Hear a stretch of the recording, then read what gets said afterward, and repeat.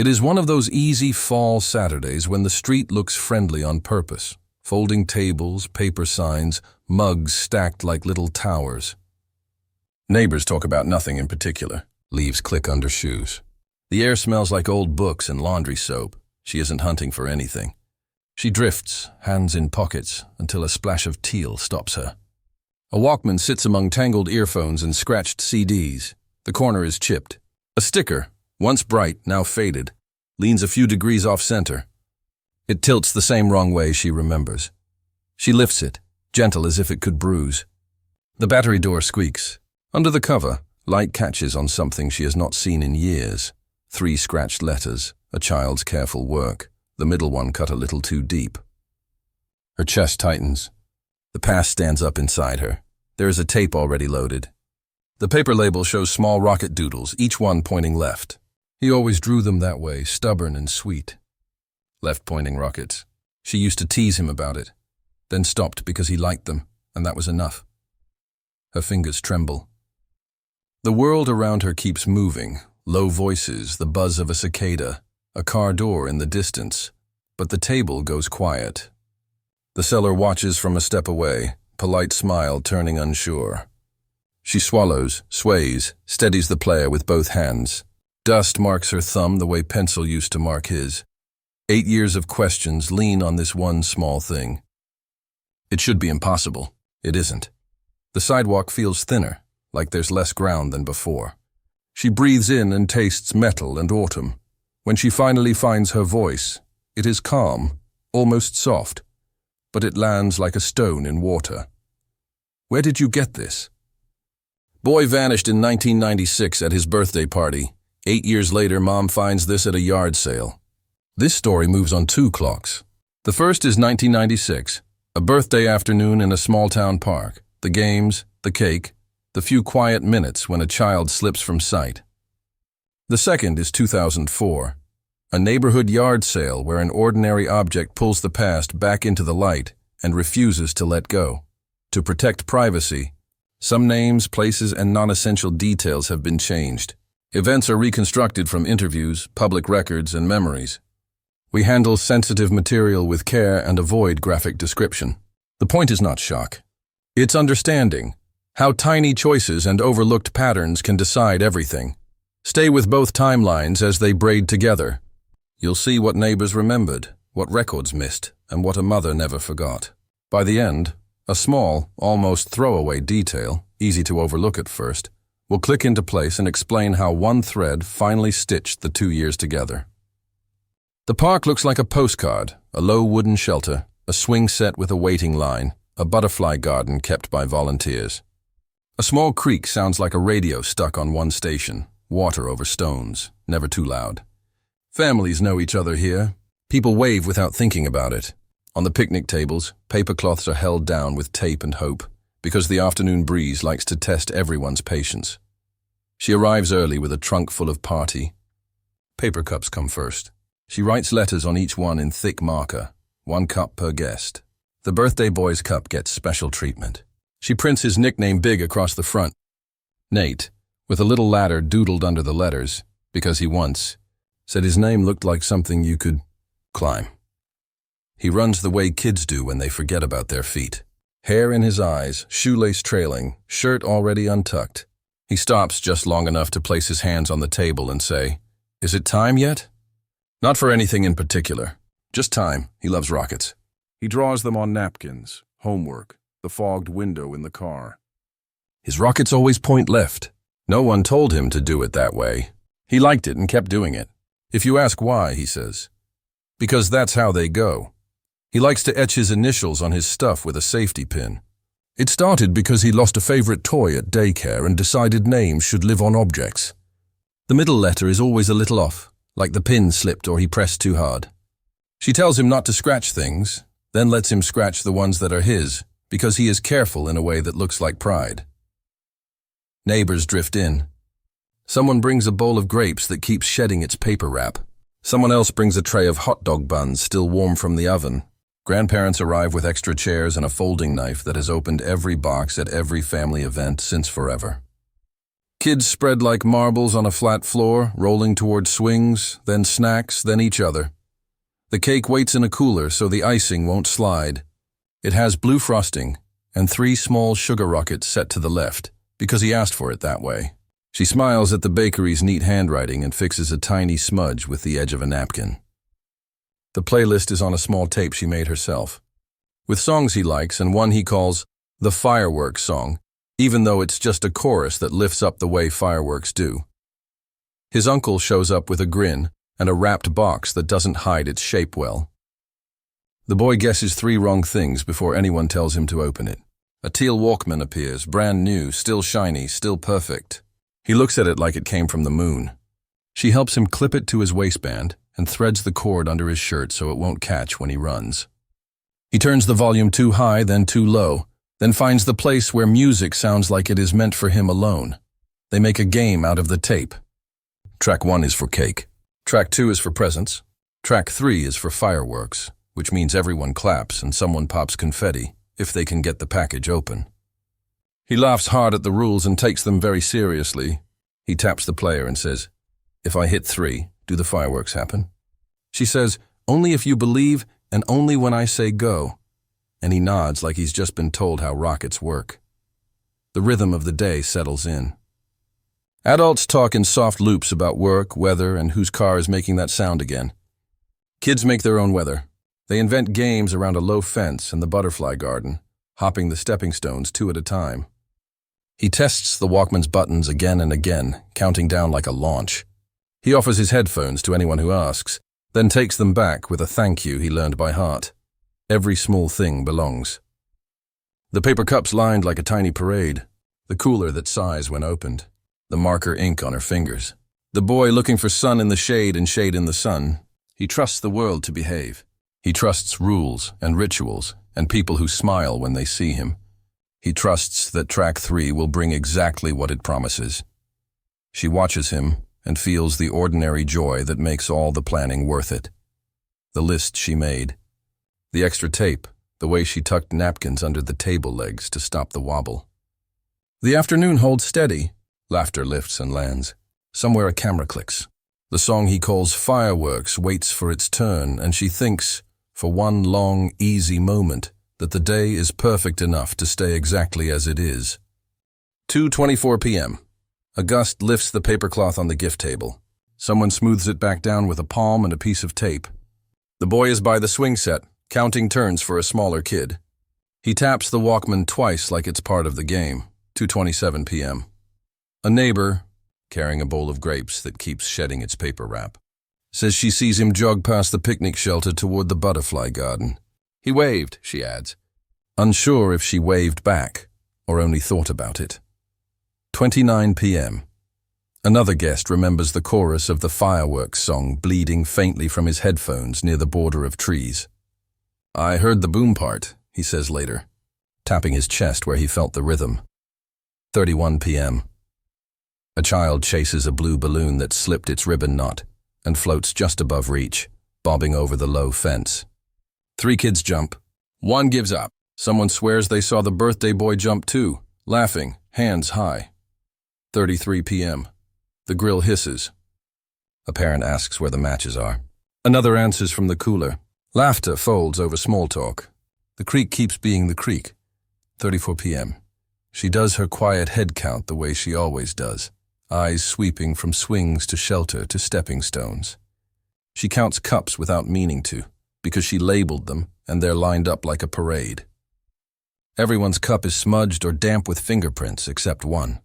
Nate! The marker letters look too clean, as if they were just written. Has anyone seen him? She asks, easy at first. A few hands point in different directions. By the garden, says one. With the balloon, says another. Near the trees, says a third, then corrects himself. No, by the fence. 2:36 p.m.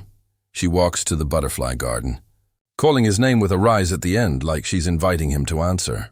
No answer. She checks the shaded bench where he sometimes ties his shoes. Shoes are tied. Bench is empty, 2:38 p.m. She moves to the low fence.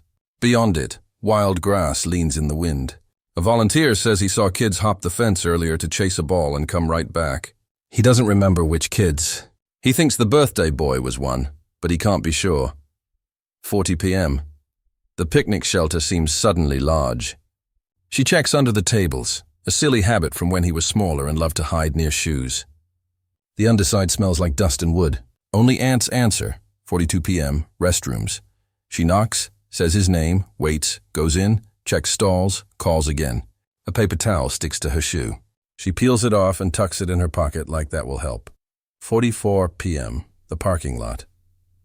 She scans between cars, crouches to see under bumpers, stands to see over hoods. A truck door slams somewhere else. Not his. 2:46 p.m. Back at the tables, voices have changed shape. People set things down instead of up. Someone asks if he might have gone home with a relative by mistake. She shakes her head before the sentence finishes. He doesn't leave parties early, she almost says, then doesn't. Because it sounds like a wish instead of a fact. 48 p.m. She walks the same route again. Shelter, garden, fence, as if repetition can pull him out of the air. The creak sounds louder now, or maybe it's that everything else has gone quiet inside her. 50 p.m. Names matter now.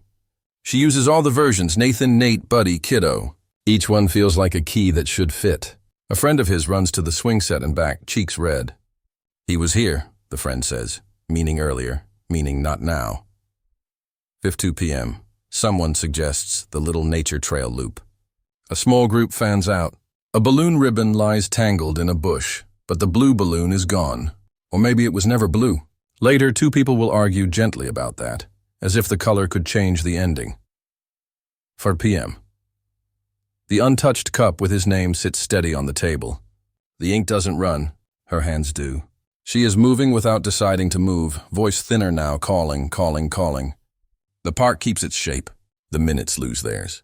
The first search is everything within reach, then just beyond, then as far as breath can carry a name.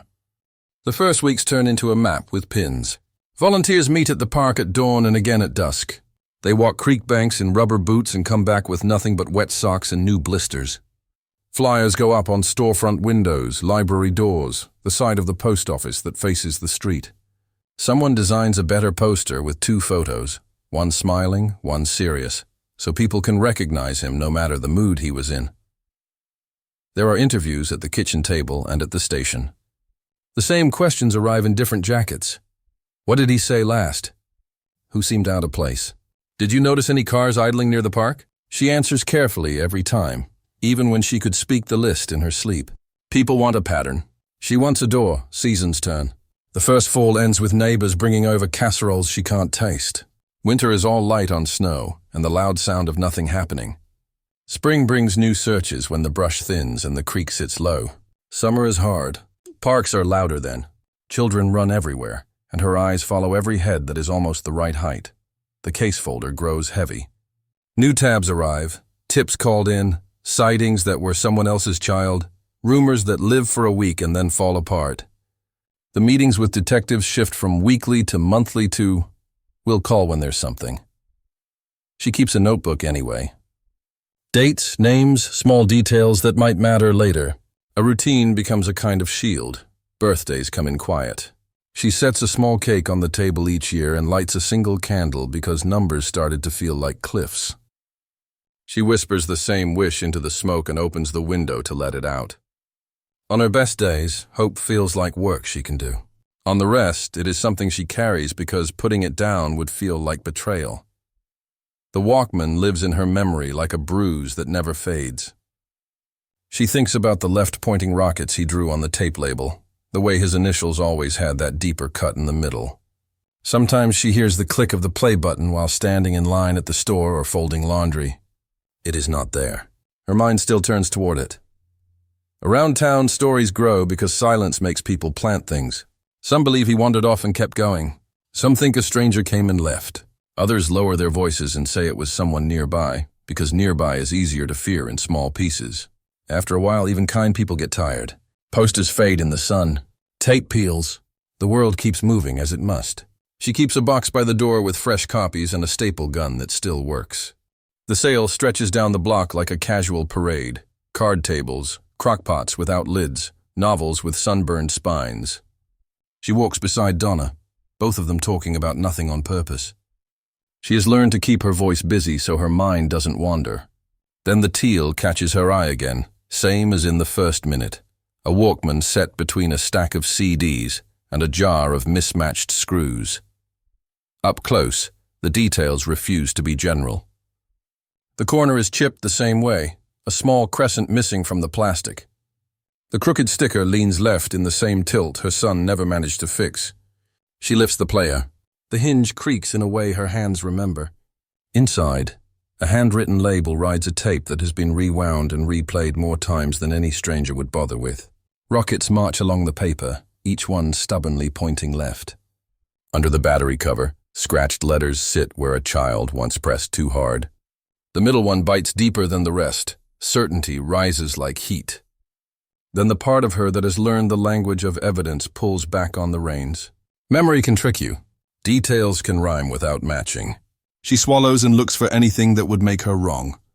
Nothing volunteers. Breathe, Donna says, low, steady. Decide what you want to ask. The man behind the table steps closer. He is older, with a friendly posture that strains at the edges. Looking for something special? She keeps her voice even. Where did you get this? Box from storage, he says. It comes fast, like a receipt you've said before. Whose storage? Mine, he blinks. My niece's. The correction lands a half-second late. His eyes drop to the Walkman, then move off to the street as if looking for a new answer there. Her fingers press the battery door shut. This belongs to my son, she says, not loud, not soft. Donna shifts closer. A woman at the next table looks up from a pile of picture frames. Two teenagers pause with a stack of shirts between them. The man's smile thins. Ma'am, it's for sale. Lots of kids had these. He scratched his initials inside, she says, opening the cover with careful hands. She doesn't tip it toward him yet. He drew rockets that all point left. Everyone told him rockets should point up. He said, no, they're moving. They go where they're going. People drift within earshot. The murmurs change frequency, the way sound does when attention leans. Someone asks, what's going on? Someone answers, she thinks that's her kids. The man shifts his weight. You can't know, he says. Things like that. There were 1 million. She meets his eyes. I do know. She does not add the rest out loud. That knowing is why she can still put her feet on the floor in the morning. He extends his hand. Let me see it. She hesitates, then places the player in his palm because fairness is a habit she refuses to lose. He turns it, looks at the back, the sticker, the chipped corner. He does not open the battery cover. He closes his fist around the Walkman and slips it into the inside pocket of his jacket in a movement as quick and practiced as a reflex. It is a small act. It is enormous. Air leaves the space between tables.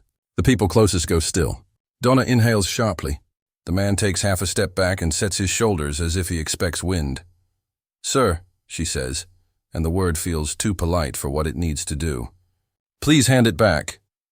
It's my property, he replies, not looking at her now, but at the road, the sky, anywhere else.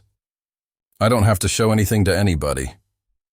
Let me pay you for it, she says, reaching for her wallet because she would buy the whole table, the whole street, the whole town if it meant that one thing ends up where it belongs. Please. I'm not selling anymore. He angles his body away, as if the jacket could hide the shape of what's inside it. People get confused. I don't want trouble. The word snags. Trouble. As if all she's brought is noise. Donna steps in. We should call, she says, already taking her phone out. Let them sort it. You don't have to. The man lifts his hands, an exasperated show. There's nothing to sort.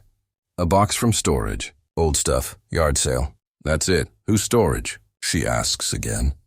Not because she expects a better answer, but because the first answer fell in 2 pieces. He looks down at his shoes. A fly finds the rim of a nearby jar and taps it with small, busy patience. The circle around them grows. A neighbor with a stroller stands back a respectful distance, watching. The woman with the picture frame sets them down and folds her arms. A boy on a bike stops, puts a foot to the ground, and rests his chin on his hands over the handlebars. No one wants a scene.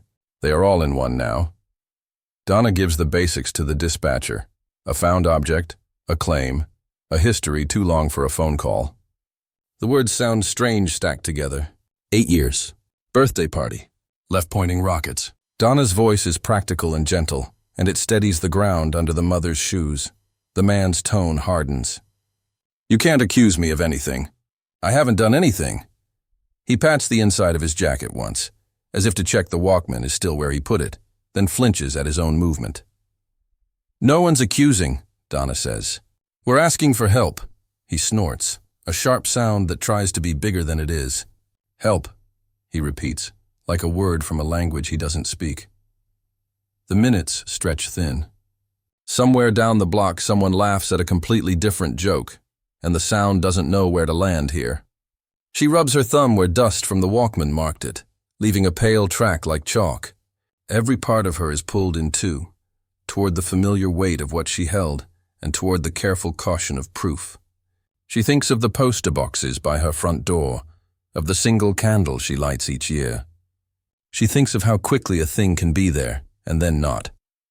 A faint whoop cuts the air from far away, the kind that could be a radio or could be a siren, depending on whether you brace for it.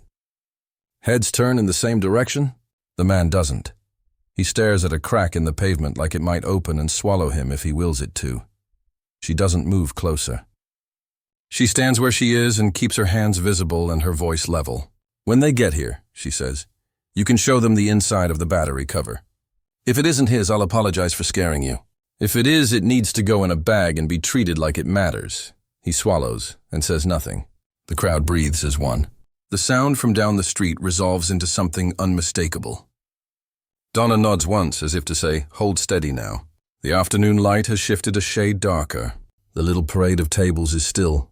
The moment stays, waiting for uniforms and a clipboard, and the next thing that will be asked. A patrol car eases to the curb, light soft but undeniable. The small crowd opens on instinct. The officer steps out with a calm voice and a notepad, asks what's happening. The mother explains in simple pieces, a yard sale, a teal Walkman, the rockets that always point left, the initials under the battery cover. The seller says it's just old stuff from storage. He adds that he hasn't done anything wrong. Both things can be true at once. That's the hard part. The officer asks to see the player. The seller hesitates, then produces it. The battery door is opened with gloved hands this time. The scratched letters are there, the middle line cut a little too deep. The officer's face does not change, which feels like a kindness. The Walkman disappears into an evidence bag with a labeled strip that makes everything look colder and more official. A second car arrives. Then an unmarked sedan. The detective who knows this case by heart steps into the shade of the folding table and sets a thin folder down. Inside are copies of photos from 1996. The boy at the party, the teal plastic at his hip, the crooked sticker, close-ups of the tape label from a birthday morning, each hand-drawn rocket pointed left. The detective studies the player through the clear bag, then the photos, then the player again. It matches what it can match, the look, the wear, the habit of a child. Matching is not the same as proving. The detective explains the simple line between recognition and evidence. Memory is allowed to feel certain. Courtrooms are not. To move further, they need more than a look and a story that makes sense. They need a path, where the item came from, who had it when, and why. With the seller's consent, the officers check his car and the boxes he brought to the sale. Everything is tidy, labeled ordinary. Receipts for other items, a bag of rubber bands. Nothing that catches or points. The detective asks about the storage unit. The seller gives a location and a key, then decides he'd rather have a warrant involved. That, too, is a right. There are quiet thank yous, an exchange of cards, instructions about not discussing the item or handling it further. Neighbors drift back to their tables. The air fills again with the small sounds of a Saturday. At the end, the detective says the line she has heard before and tried not to hate. We'll keep looking. It is meant as a promise. It lands as a space with no floor. The evidence bag rides away in a cruiser. She stands with Donna and feels the afternoon slide around the shape of the missing, same as it has for years. Late afternoon softens the edges of things. Sellers start packing what didn't sell. Tables look thinner, like the day is closing its eyes. She and Donna are heading to the car when a green hatchback swings into a space 2 doors down. The engine stalls, coughs, then settles. A younger man steps out, early 30s at most, nervous in his own skin. He moves straight toward the seller without looking left or right. Their voices carry only in pieces. The seller's shoulders are up around his ears. The younger man keeps touching his keys to his palm, a small metal clink over and over. A box sits under the seller's table, plain, heavy, corners taped months ago. The seller slides it out with his shoe and shoves it across the pavement hard enough to make it jump. The lid gives. A scatter of small lives spills out. Toy cars with chipped paint, a fistful of cassette tapes in cracked cases, a plastic photo sleeve that flashes a strip of smiles before flipping face down. The younger man recoils like the road bit him. He crouches fast, sweeping the mess back with both hands. "You said," he starts, then swallows the rest. The seller says something about "not here" and "just take it." His mouth keeps moving while his eyes aim past the younger man, down the block, anywhere but this spot. Fragments drift over. Family. Your mother. You made this harder. None of it resolves into an answer. The box is full again, or nearly, and the younger man holds it like a penalty he deserves and doesn't. He nods too many times, too quickly. The seller's jaw works. The box goes into the green car's back seat like a passenger. Donna doesn't look at her. She doesn't need to. The same thought is rising for both of them, careful and unwelcome. No confrontation, no chase. Just a choice to learn one step more than they knew an hour ago. They get in their car and pull out normally, no sudden moves, no tailgating. The green hatchback signals left. They leave space. If the afternoon wants to give up a thread, they will take the end of it, gently, and see if it leads anywhere at all. The green car turns off the main road toward a low strip of shops that wake up only in October. Paper ghosts flap in a window. A sandwich board promises last-minute costumes, fog juice, and bulk fake cobwebs. The hatchback noses into a space near the end, and the younger man goes inside without looking around. They circle once to keep the traffic calm and park 3 storefronts away. The lot smells like rubber and rain. Inside, the shop is dim the way holiday stores are. Black walls, purple trim, aisles crowded with capes and masks that stare without blinking. A fog machine coughs and settles. Somewhere in back, a compressor kicks on like distant thunder. The clerk is young, maybe early 20s, and jittery. The kind of nervous that arrives a half second before he does. He pops up from behind a rack of plastic pitchforks and says he'll be with them in a minute, then disappears toward the door they just saw close. When he comes back, he smells faintly of smoke and wintergreen gum. "Need help finding something?" he asks, eyes sliding past them toward the aisle where the younger man had walked. They browse to make space. Donna lifts a witch hat and puts it back. The mother touches a length of shimmery fabric, thinking of nothing and then of everything. The counter sits on a platform, cluttered with receipt paper, a box of adhesive hooks, a laptop with its screen asleep and a mouse still warm. A dress slides off its hanger and drops behind the counter with a soft sigh.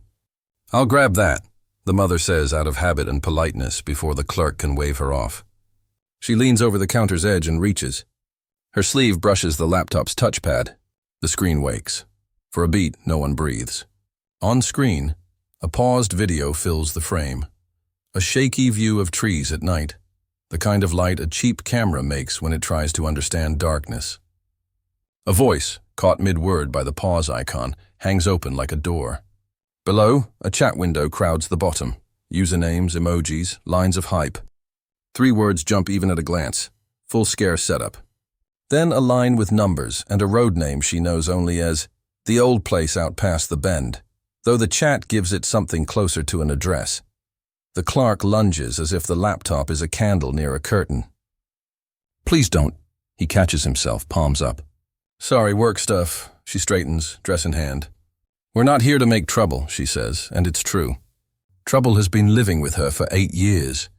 She doesn't need a new kind, but I saw the words. "Full scare setup. Is that part of a show?" His mouth tries a few shapes before landing on a shrug.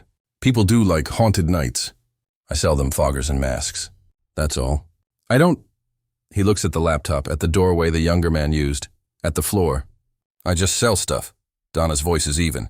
"Someone we love has been missing a long time." Today we found something of his at a yard sale. We followed a box here. She lets the sentence sit.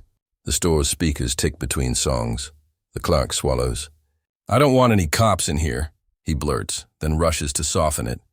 I mean, I don't want to lose my job. My boss will fire me if there's drama. We're seasonal. It's hard to get hired again. His knee bounces. His fingers drum the counter and stop when he notices. No one's accusing you, the mother says. But that chat, there's an address in it, isn't there? He looks at her, really looks, and whatever he sees pulls the air out of his shoulders. He turns the laptop and scrolls a tiny touch, just enough. The paused woods. A short clip thumbnail next to it. A flashlight beam catching branches. A voice asking, do you think this will make him freeze? The chat unfurls. Hype about speakers and timing. Masks ready. A note that the sound should hit before the lights. And then the line with the meetup. Letters and numbers that point somewhere real enough to find. He taps the trackpad with careful fingers, as if the wrong click could change the words. I sell them stuff, he repeats, quieter now. I don't go to their things. I don't know what they do. I don't want anything to do with whatever that is. He closes his eyes for a second and opens them. Okay, please, she nods. Okay. It costs nothing to say and eases something tight in his face. Donna writes the address on the back of a receipt. The clerk doesn't stop her. If anyone asks, he says, I didn't show you anything. It's not a threat. It's a hope. We'll handle this the right way, the mother says. No scenes. No names. She means it. They have learned the slow tools, the patient ones. They leave the dress on the counter. They're not here to shop. Outside, the light has dropped a shade. The parking lot looks like a photograph from late in the day. The green hatchback is gone. The number on the receipt vibrates in Donna's hand, the way information does when it might change what comes next. In the car, they don't argue whether to call. They already live in the answer. The lead is no longer a feeling or a hunch. It has letters and numbers, a place to drive to, a place to send people with badges and bags for evidence. After 8 years of listening for footsteps that never came, they finally hear a direction. Dusk comes on like a dimmer switch. The road narrows to a single lane with weeds brushing both sides. Tires knock over small stones. Trees lean in close, holding the day in their branches for a few more breaths. The air smells like damp wood and cold earth, the kind of scent you notice when you roll a window down and stop talking. The address leads to a turnoff almost hidden by scrub. A dirt track curls to a clearing where a small cottage sits on a shallow rise. Boards cross the windows in uneven X's. The siding is gray with age, the steps soft at the edges from rain and time. A dented metal mailbox leans as if it is tired of the job. Someone has swept the porch recently. The dust lines still show in the last of the light. They park back along the tree line. Engine noise drops and a softer sound takes over, a steady rumble that isn't wind. It takes a moment to place it. A portable generator humming somewhere behind the cottage. Music rides on top of that, a low beat that comes and goes, fading when the wind shifts. There is laughter too, not happy laughter. More like nerves trying to act like they belong. The front door stands shut, but not tight. Inside, the cottage is stripped to its bones. A few nail holes mark where pictures once hung. The floorboards creak in high, honest notes. There is no furniture that matters, just a broken chair and a stack of old newspapers gone soft at the corners. Dust lies on everything except the path from the door to the back. That line is clean. Outside again, the sounds are clearer. The generator coughs once, recovers. The music ticks a little louder, then drops as if someone is testing the volume. A voice counts down and stops. Another voice tells someone to move left. Fog drifts up from the tree line like breath on a cold morning and dissolves. They advance in a wide arc, slow and practiced. Flashlights stay low. Shoes test the ground before weight commits. The clearing behind the cottage opens like a small stage. A set of cheap speakers sits on a crate. A battery work light points at a stand of trees. A plastic bin of props is open. Masks laid out like faces at rest. Zombies, ghouls, the usual store-bought monsters. A few masks are smeared with fake blood straight from a bottle, bright even in the dim. A cluster of people stands near the light, half in costume, half not. Some have makeup on, gray skin, dark eyes, the quick work of someone copying a tutorial. One man wears a foam ribcage over a hoodie. Another still has his car keys looped on a finger, jangling small and out of place. The green hatchback from the store is there too, parked crooked. Driver's door cracked open like it never learned to close all the way. Instructions are given in clear voices. Hands where they can be seen. Step away from the equipment. No one run. The group freezes, then stirs, then freezes again. Confusion washes over the faces that are not covered. A woman pulls her mask off fast and holds it like a hot plate. Someone asks if this is part of it. Someone else says he thought this was private land and legal. Words stack and collapse. The first detainments are calm and methodical. Zip ties, not force. Each person is guided to a spot away from the lights, away from the props. Names taken, pockets emptied. Questions simple at first. Who invited you? How did you hear about this? Did you bring any of the equipment? The answers line up into the same rough shape. A friend of a friend, a message thread, a promise of a scare night in the woods. A few admit they thought it sounded dumb until they showed up and saw the setup and changed their minds. They all say they didn't know about anything beyond this. One of them insists it's just a theme night, the kind people film for social media. He gestures at the speakers, the fog, the masks like proof that normal things can make a scene look wrong. Another says he was only there to watch, not to put on a costume. He points at his clean face to show that he means it. The more they talk, the more the nervous laughter dries up. This is not the stunt they signed up for. It was never theirs to begin with. A path leads away from the lights into thicker trees. The ground is worn as if people have walked it in the last few days, back and forth, carrying weight. The generator's cord runs that way too, slack laid carefully so no one trips. A faint echo comes from deeper in. Maybe another speaker, maybe just the carry of sound in the woods at night. Names are radioed in. Cars are called. The masks go into bags. The props are photographed where they lay. The work light throws long shadows that make everything look sharper than it is. Someone shivers. Maybe from the temperature. Maybe from the moment sinking in. The cottage stands at the edge of it all, quiet and hollow, listening. The damp wood smell is stronger now that the sun is gone. The generator steadies its tone. The last of the normal day fades, and what is left is a place that has been empty for years and is suddenly full of people who thought they were here for fun and people who came to end something. The path narrows until it is mostly roots and damp leaves. Ahead, a low ring of stones sits black with old ash. Beside it, a figure crouches, arms wrapped over his head, rocking so slightly it looks like wind. He speaks without looking up, a looped story spoken to the ground. Stay inside. Don't move. They hear your steps. The world outside is wrong now. Only your protector knows where it's safe. An officer lifts a hand to slow everyone. Voices drop. The work light behind them is turned so its glare doesn't reach the ring. The generator thins to a hum. From the cottage, the faint scrape of a zipper bag stops and stays stopped. The boy, no, not a boy anymore, but thin like a boy, keeps repeating the same lines, changing only the order. Stay inside. Don't look at faces. Masks lie. Listen to the one who knows. His clothes are too big, like they were meant for someone else. His shoes are tied in a careful knot that looks practiced, then retied by another hand. A strand of hair sticks to his cheek with sweat, even though the air is cool.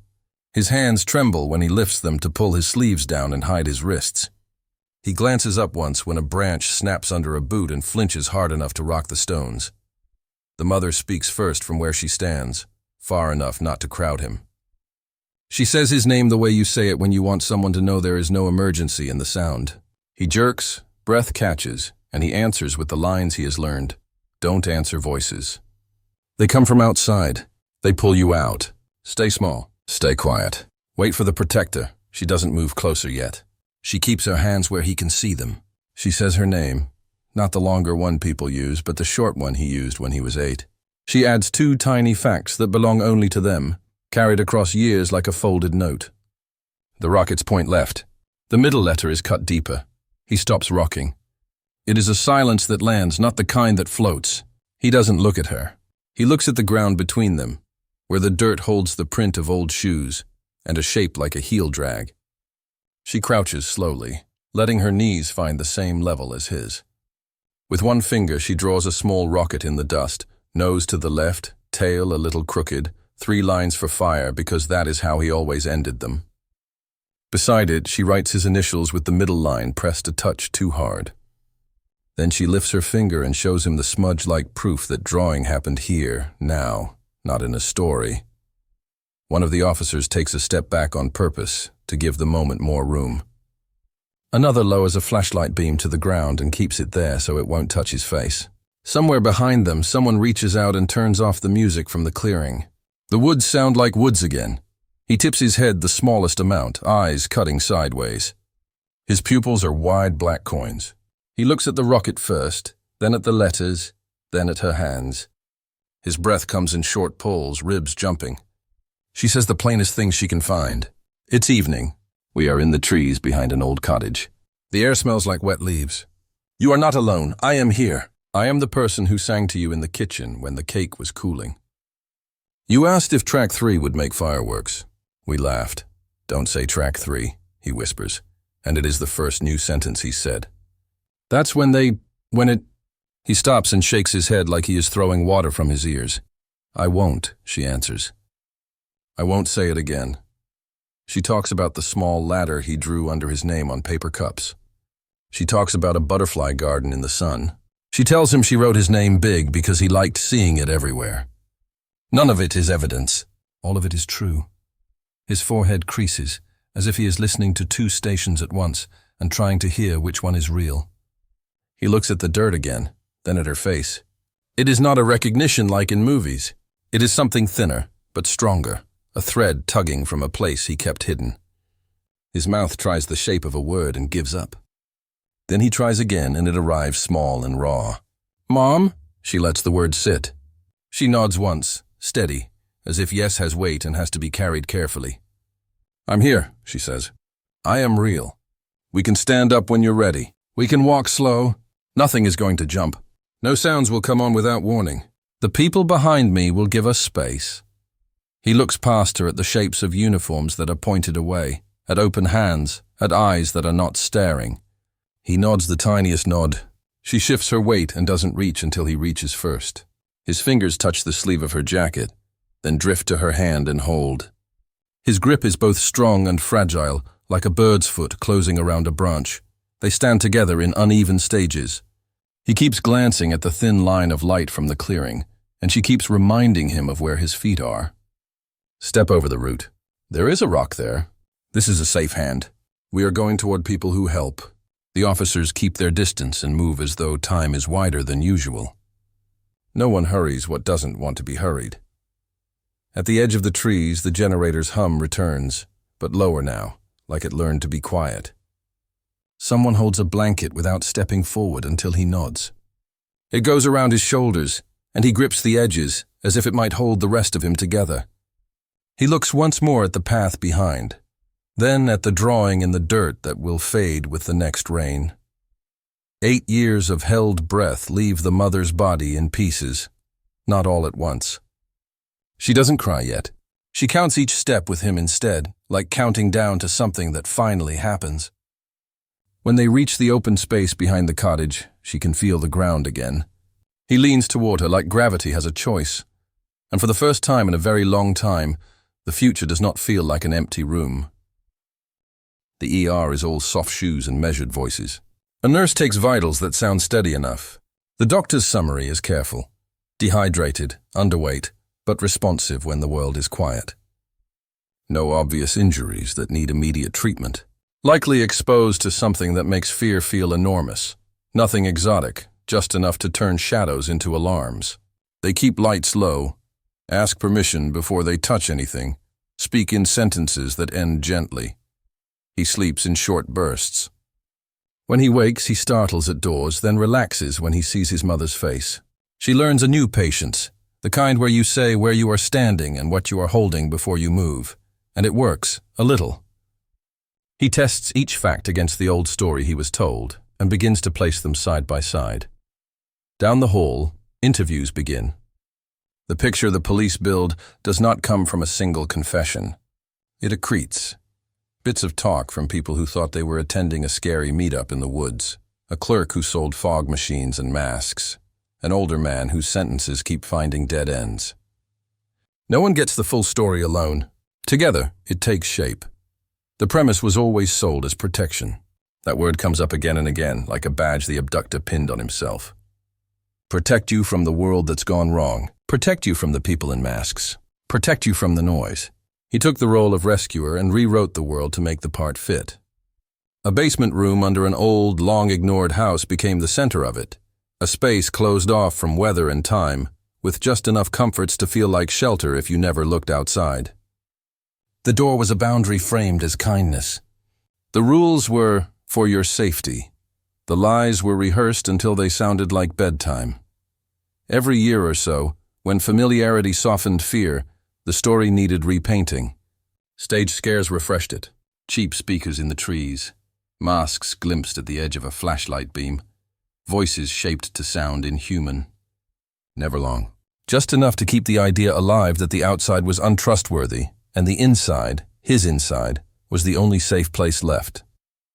The point wasn't spectacle. It was maintenance, like tapping the glass to see if it still holds. What unraveled it was a boast, not a mistake of compassion.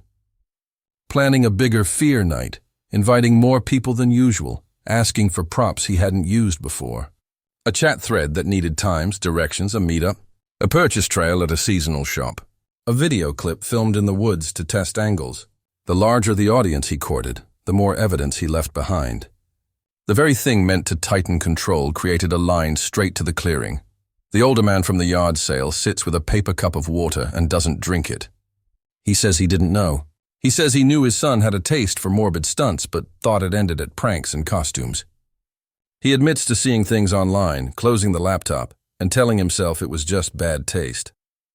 He explains the pocketed Walkman with words like privacy and property and confusion, and then the real reason slips out.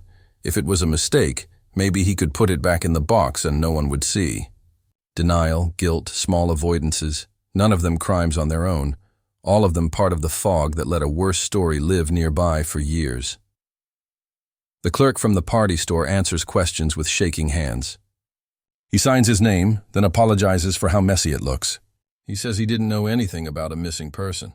He sold disposable scares and watched people laugh as they tried on masks. He recognizes the green car, yes. The customer wanted the real stuff. Louder speakers, a stronger fogger, makeup that holds in the cold. He showed him the settings on a demo unit and rang up what he could afford. He didn't go to the woods. He didn't want to lose his job or violate the terms of a probation he is trying to complete without a misstep. His panic at the counter makes sense now. Not complicity, but the reflex of someone for whom any police attention could snap a fragile line. The address he didn't mean to reveal was already in the chat. He just made it visible. Piece by piece, the reconstruction continues. At the center sits a basement the boy grew into, a bed that changed sizes, a stack of battered books, a radio that only played what the protector allowed, a calendar with months crossed out in tidy marks. Food delivered with rules about when and how to eat. Occasional walks under a hood, timed and terrifying by design. The world framed as unlivable so that one person could be necessary. None of this is told in one go to the mother. The detective knows that sequencing matters. She gets the headlines, never the spectacle, and always the path forward. Evidence bags exist now where only memory lived before.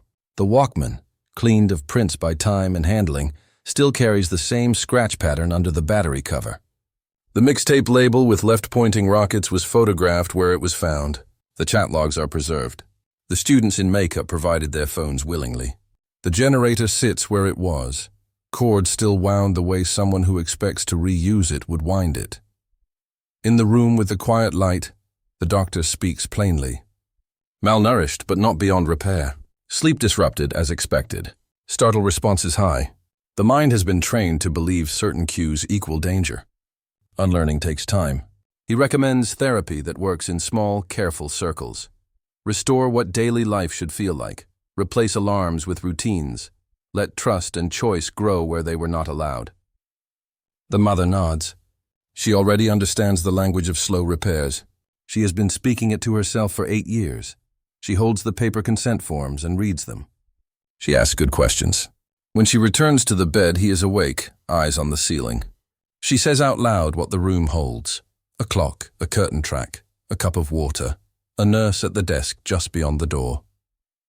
She tells him he can sleep, and nothing will happen without someone saying what it is first.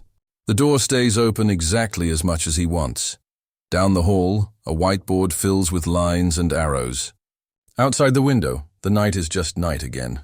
The story that kept him in a room is shrinking, replaced by one told in daylight and paperwork, in careful statements and checked boxes, in a Walkman that no longer has to be proof to stay precious. The brag that built a trapdoor became the same step everyone used to walk him out. It's almost never the thunderclap. It's the small thing you know by heart, the way someone ties a knot, the tilt of a sticker, a doodle that always leans left. Big stories hide in habits. They don't shout. They wait for the person who loved them to notice. Here, a line of left-pointing rockets stitched 2 years together, 1996 and 2004, like careful, even thread. A child drew them that way because it pleased him. Years later, the same rockets, leaning the same direction on a faded tape label, tapped a door that wouldn't open for anyone else. Alongside them lived another tiny truth. The middle letter, etched too deep, always a little wrong, in a way that felt right to him. Together, those details built a bridge sturdier than rumor and louder than denial. Other small things mattered too.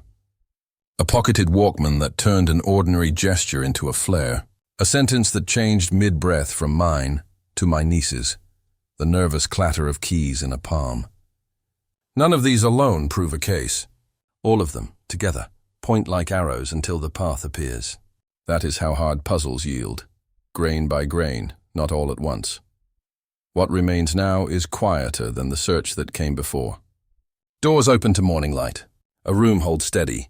Fear no longer sets the schedule. There are lists for therapy and school and simple errands, and there is room on those lists for drawing ladders on paper cups again.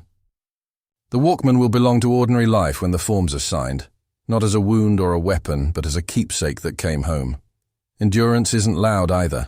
It sounds like a name said the same way for 8 years, then answered. It looks like rockets that can point any direction they need to. Left today, perhaps up tomorrow, because the sky is open, and the story belongs to them again.